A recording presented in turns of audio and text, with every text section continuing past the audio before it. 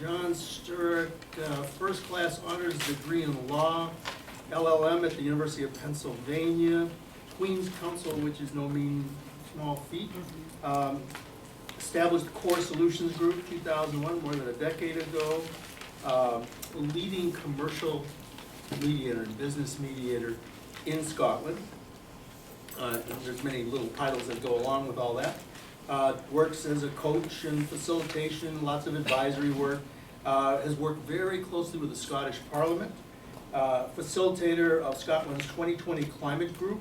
Is working on some very tough, big issues. He has an honorary degree of LLM at the Edinburgh Napier University in 2010. He's the author of something called Thinking Differently, Making a Difference Using Mediation in the Public and Private Sectors in Scotland. And if you looked at that book, you'd find many interesting names from the US and elsewhere in there. So, John, it's a pleasure. Well, I'm so glad that you're here.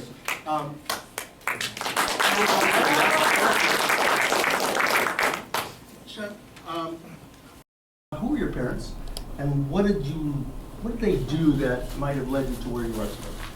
It's interesting, first of all, even to be asked that question, because in all the years I've been doing this, I don't think that anybody has asked me about my parents or in what way they might have influenced me and who I am and what I am. So, my father was born in Malaya because his father, in turn, was the manager of a rubber plantation.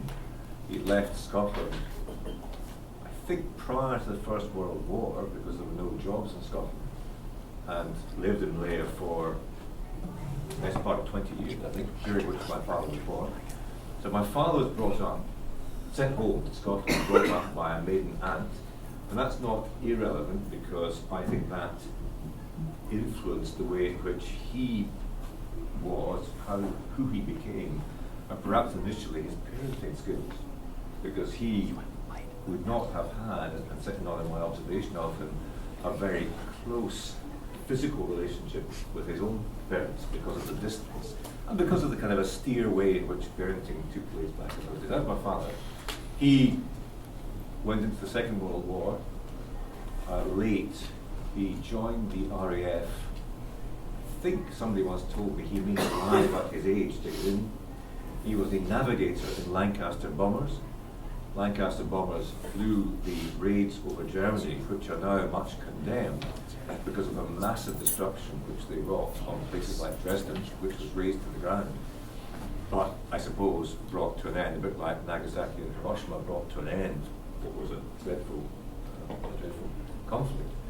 He ought to have gone to university, he ought to have studied law, I think he once said, but he didn't. He went into the bank and became a small town banker, and ultimately was the manager in a very small town in Scotland. That was my father, to whom I was ultimately close, although during my teenage years I was not close because he didn't understand popular music.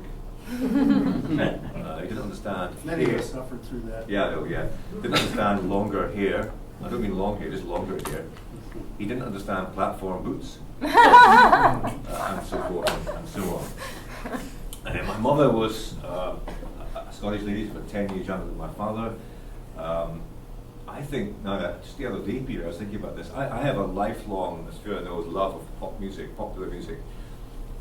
And I remember listening to the radio under the pillow in my bed, listening to a pirate radio station called Radio Luxembourg, and assuming that neither of my parents would approve. It was only in later years that I discovered my mother had done the same. So when I was in Scotland a year ago with you, we had a very good time doing some workshops together, and then running around town a bit and seeing things. And it wasn't my first year, but I on a Sunday morning, you and Fiona were going to your church, and I stopped in there and had a look. And it was a lovely, very warm and welcoming place. It was lovely. And I didn't stick around for the service because I wanted to go walking and do some other things. And I'm not a particularly religious person, but you used a word. You said something to me that. I don't know whether you were asking it as a question or whether you were stating, but you said, I'm a man of faith. A man of faith. Those are the very words you used.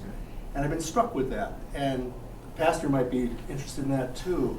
And I wonder what does that mean in your life, and what does that bring into your work as a top-notch mediator, being a man of faith? So what I would remember saying to you would be, I am not, or I'm not comfortable with being called a Christian, but I'm a follower of that extraordinary man, Jesus Christ.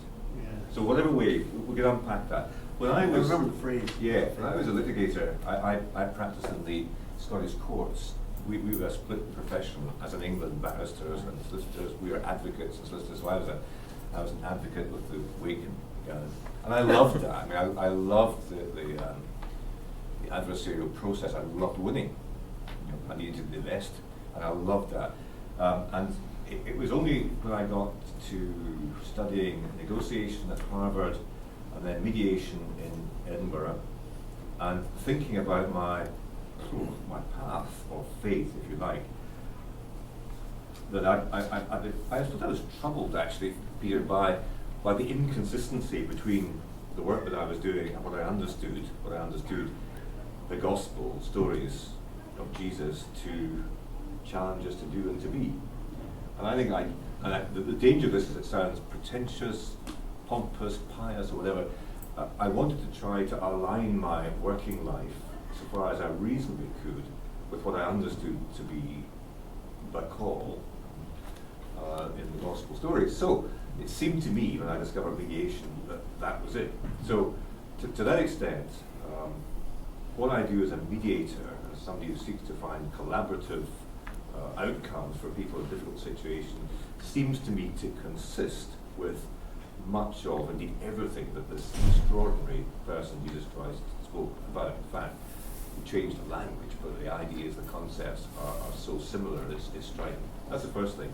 And then the second thing is that I am on this extraordinary journey of discovery about life and about eternal things, if there are such things, and how I fit into this. I'm just going to mention this. I just recently come across this pastor's here, a man called Richard Rohr. Does that mean anything at all? R-O-H-R, a Franciscan priest who's written this extraordinary book called Following Upward, about the two halves of life. The first half of life is the striving, the ambition, the search for identity, material things and so forth.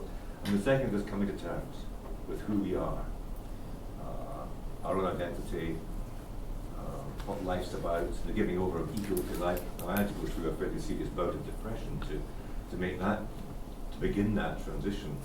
But he speaks of brokenness as being the kind of access point, the transition into the second phase of life. I would have stopped by saying, I wonder if mediation, in fact, is a part of this bridge, not this elimination of the first stage, because it has to be there, but the transcendence into a second stage. And what we're trying to do is to help people in the most difficult situation, when all the stage one stuff is there, to somehow come through that and get into something akin to a second stage outcome. And that would lead me to all sorts of observations about the state of mediation, but we can come back to that. And when you look back, and you've alluded to it already, there are what Thomas Cahill, who's a really interesting art historian, he looks back and he says there were hinges of history. There were hinges, and I think we have hinges in our own personal history. Are there any that you say these were big inflection points for me? I think I could speculate on what some of those were, even from what you've said. But when you look back, what have been the inflection moments that changed, where you turned, where something altered in your cosmos? This is one which I don't mention often, but is probably the single inflection point that makes all the difference. And it has a kind of a faith relationship, I suppose. In 1993, or was it 2, we were on holiday in France, staying at Gite, family was small. I had read a book called The Brief History of Time by Stephen Hawking. Yeah. There was an antidote written to that, a companion to that, written by a Christian and a scientist, not a Christian scientist, but a Christian who's a scientist, whose name momentarily escapes me, called A Brief History of Eternity. I happened to be reading that book because it was interesting, as he put things into a slightly different context. I remember going off for a jog down the narrow French pathways. I think I was out jogging somewhere, and I was aware, Peter, for a moment of something I haven't been really aware of before or since, and that was a presence. Now, whether that's internal or external doesn't really matter, but the presence said, get off the conveyor belt, do something different, take a risk. And that was the moment when, I suppose, my new journey began, and I began to go off the path, the conventional path of the adversarial litigation world, and began this other adventure. And I've always looked back to that moment. Now, whether you call it a God moment or a spiritual moment or just kind of a moment of awareness, doesn't really matter because it had that effect. So that's the hinge point. And I think the decision to leave active practice was people now say, well, that was a big risk. Didn't seem like a risk at the time. And Fiona's been very supportive in 3 or 4 different direction changes that I have had the privilege to undertake. I think we're at one again just right now. So that was another one. I think, speaking frankly, my experience of depression 2 summers ago is undoubtedly an inflection point in my life. And it hasn't changed as much as I think perhaps I ought to have done, and I would like it to have done. But I'm so much more aware of A, mental health issues, B, other people's fragility, and C, my own vulnerability. And that changes who I am, and at least some of the times how I behave.